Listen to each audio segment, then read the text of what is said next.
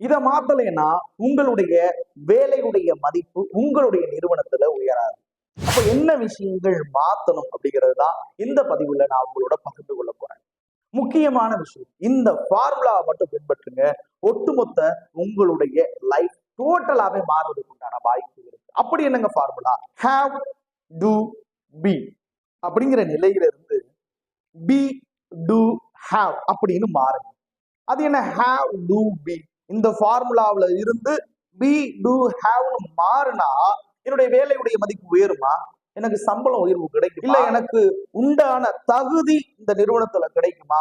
பல வருடமா வேலை பார்த்துக்கிட்டு இருக்கிறேன், எனக்கு உண்டான மதிப்பு கிடைக்கிறது கிடையாது, என்னுடைய வேலைக்கு உண்டான சரியான சம்பளம் கிடைக்கிறது கிடையாது. எவ்வளவு விரக்தியில இருக்கும், வேதனையில இருக்கும்.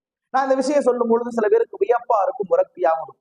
ஆனா நான் சொல்லக்கூடிய விதத்தை மட்டும் நீங்க சரியா எடுத்துக்கிட்டீங்கன்னா கண்டிப்பா உங்களுடைய வேலையில பயன்படுத்தும் பொழுது ஒரு சிறப்பான வெற்றியை நீங்க உணரலாம்.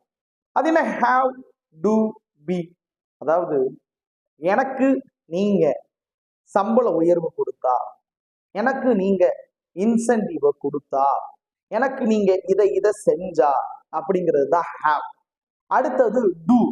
நான் இப்படி செஞ்சா நான் என்ன பண்ணுவேன்? நான் சேல்ஸ் பண்ணுவேன், நான் வாடிக்கையாளர் இன்முகத்தோட வரவேற்பேன், இல்ல நான் ஒரு மேனேஜரா இருக்கேன் அப்படின்னா என் அணியை சிறப்பா வழி நடத்துவேன், இல்ல நான் நேரத்துக்கு வருவேன் அப்படிங்கிறது எல்லாமே டூ.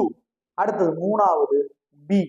அப்பதான் நான் ஒரு நல்ல மேலாளரா இருப்பேன், நான் அப்பதான் ஒரு நல்ல சேல்ஸ்மேனா இருப்பேன், அப்பதான் நான் ஒரு நல்ல அக்கௌண்டண்டா இருப்பேன் அப்படின்னு நினைக்கிறோம் பாத்தீங்களா? அந்த ஹேவ் டு பி இப்படிங்கிறது எல்லாருடைய வேலையுமே அந்த உயர்வுல இருந்து தடுக்குது. நாம நம்மளுடைய திறமைக்கு ஏற்றார் போல வளரக்கூடிய அந்த வாய்ப்பை இந்த நிலைமை ஹேவ் டு பி அப்படிங்கிறது தடுக்குது. இதை அப்படியே வேறு விதமா மாற்றணும். எப்படி மாற்றணும்? அப்படியே தலைகீழா மாத்துங்க. Be to have. அது என்ன பி டு ஹேவ்? இந்த ஃபார்முலா இதுதான் நம்முடைய வேலையுடைய தரத்தை உயர்த்தும், மதிப்பு உயர்த்தும், சிறப்பாக நிறுவனத்தை உயர வைக்கும், நமக்கு உண்டான விஷயங்களை செய்ய வைக்கும். அப்படி என்னங்க அந்த ஒரு ஃபார்முலா? Be to have. பீனா நான் ஒரு சிறந்த மேலாளரா இருப்பேன், இருக்கிறேன், நான் ஒரு சிறந்த சேல்ஸ்மேனா இருக்கிறேன், சிறந்த எம்ப்ளாயா இருக்கிறேன் அப்படின்னு இருந்துடணுங்க. பி என்ன நடந்தாலும் நான் யாருக்காகவும் என்னுடைய திறமைய, என்னுடைய பிஹேவியரை, நல்ல விஷயங்களை நான் என்ன பண்ணுவேன்? தொடர்ச்சியாக சரியான விஷயங்களை செயல்பட்டு இருப்பேன் அப்படின்னு இருக்கிறது பி. டூ அப்படின்னா எனக்கு கிடைக்குது கிடைக்கல, நான் ஒரு நல்ல சேல்ஸ்மேன், அந்த நிறுவனத்துல இருக்கிறோம் இப்படிதாங்க இருப்பேன். எனக்கு கிடைக்குது கிடைக்கல, நான் மேலாளரா இருக்குன்னா நான் ஒரு அணியை இப்படித்தான் வழிநடத்தணுமா, இப்படித்தான் செயல்படுத்தணுமா, அப்படிதாங்க செய்வேன். அதுதாங்க டூ. இந்த மூணாவது ஹேவ் இருக்குல்ல, இப்படி இருந்துட்டோம் பி, இப்படி செஞ்சுட்டோம் டூ. அடுத்த மூணாவது ஹேவ் அப்படிங்கிறது கண்டிப்பா நமக்கு உண்டான சம்பளம், நமக்கு உண்டான தகுதி, இல்ல நமக்கு உண்டான வேலையுடைய மதிப்பு, இது எல்லாமே பெற்று கொடுக்கும். அதுதான் ஹேவ். அப்ப மேல உள்ள ஹேவ் டு பீல இருந்து இந்த கீழே இருக்கிற பி டு ஹேவ்க்கு மாறணும்னா நாம இன்னும் மகிழ்ச்சியா வேலை பார்க்கலாம். நம்மளுக்கு உயர்வு கிடைக்குது கிடைக்கல, அதையெல்லாம் தாண்டி தினமும் முதல்ல மகிழ்ச்சி கிடைக்கும், நம்மளுக்கு ஒரு திருப்தி இருக்கும், நம்மளை எல்லாரும் மதிப்பா பார்ப்பாங்க. இந்த விஷயம் கண்டிப்பாக நம்முடைய வேலையுடைய தரத்தையே மாற்றும். இதை நான் பயன்படுத்தி இருக்கிறேன். நான் எல்லோரும் போல எனக்கு இந்த சம்பளத்தை கொடுக்கல, இந்த லீவு கரெக்டா இது பண்ணல, செய்யல பண்ணல அப்படின்னு நம்முடைய திறமையை குறைச்சிட்டு வேலை பார்க்கும் பொழுது அதே சம்பளம் தான்.